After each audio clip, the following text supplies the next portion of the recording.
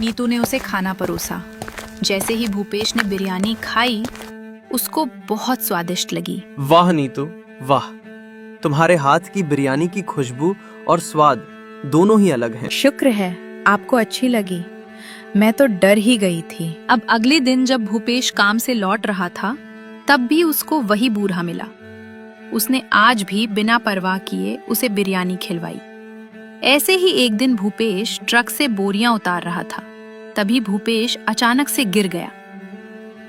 अरे भूपेश का पैर टूट गया। भूपेश को उसी समय वैद्य के पास ले जाया गया। नीतू और उसकी माँ रोती हुई वहां पहुंची। ए जी, ये आपको क्या हो गया? रो मत नंदिनी, वरना मैं और टूट जाऊंगा। अब इनका चलना फिरना काफी मुश्किल है, लेकिन अगर इनकी दवाई चलती रही तो 3 महीनों में ये ठीक हो जाएंगे। वैद्य जी, अगर मैं चल नहीं पाऊंगा तो घर चलाने के लिए पैसे भी नहीं आ पाएंगे। ऐसे में मेरे इलाज का खर्चा भला कहाँ से आएगा? ए जी, आप फिक्र मत कीजिए, भगवान जरूर कोई रास्ता निकालेगा। नीतू भूपेश को लेकर घर आई और सोचने बैठ गई। ऐसा क्या काम करूं जो घर में पैसे आए और भूपेश का इलाज भी हो जाए? कुछ समझ नहीं आ रहा। काफी देर सोचने के बाद नीतू को याद आया कि कैसे भूपेश उसके हाथ की बनी बिरयानी की तारीफ कर रहे थे।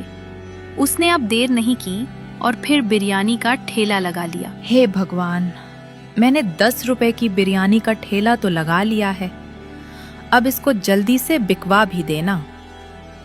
तभी 2 ग्राहक वहां पर आए। लो भाई, एक और 10 रुपए की बिरयानी।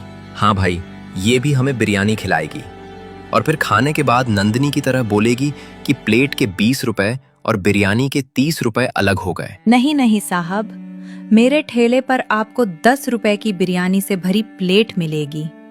मैं धोखाधड़ी नहीं करती। अरे क्या सच में 10 रुपए में बिरयानी की पूरी भरी प्लेट मिलेगी? जी हाँ भाई साहब। यह सुनकर नीतू के ठेले पर भीड़ जमा हो गई। एक प्लेट मुझे दो।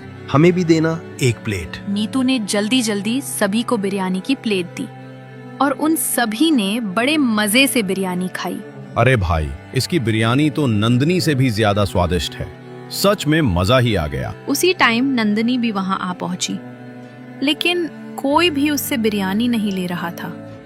सभी नीतू से ही बिरयानी लेकर खा रहे थे। बेवकूफ औरत, 10 रुपए में बिरयानी बेचने पर इसको नुकसान होने वाला है। जितने पैसे इसने लागत में लगाए हैं ना, उतने भी नहीं निकल पाएंगे। जब घर जाकर ये पैसे गिनेगी तो फूट फूट कर रोएगी और फिर कल से यहाँ नजर नहीं आएगी। दोपहर होते होते अब नीतू की बिरयानी खत्म होने जा रही थी। बिरयानी तो अब थोड़ी ही बची है। शुक्र है भगवान का कि सबको पसंद आ रही है, वरना मैं तो डर ही गई थी। तभी कुछ ग्राहक और उसके पास आए। जल्दी से हम सभी के लिए एक एक प्लेट और लगा दो। भाई साहब, आप सबको तो नहीं दे पाऊंगी, अब बिरयानी खत्म होने वाली है। तभी वो बूढ़ा उसके पास आया। बेटी, जरा सी बिरयानी मुझे भी खिला दो, मैं बहुत दिनों से भूखा हूँ, मेरे पास पैसे भी नहीं है। कोई बात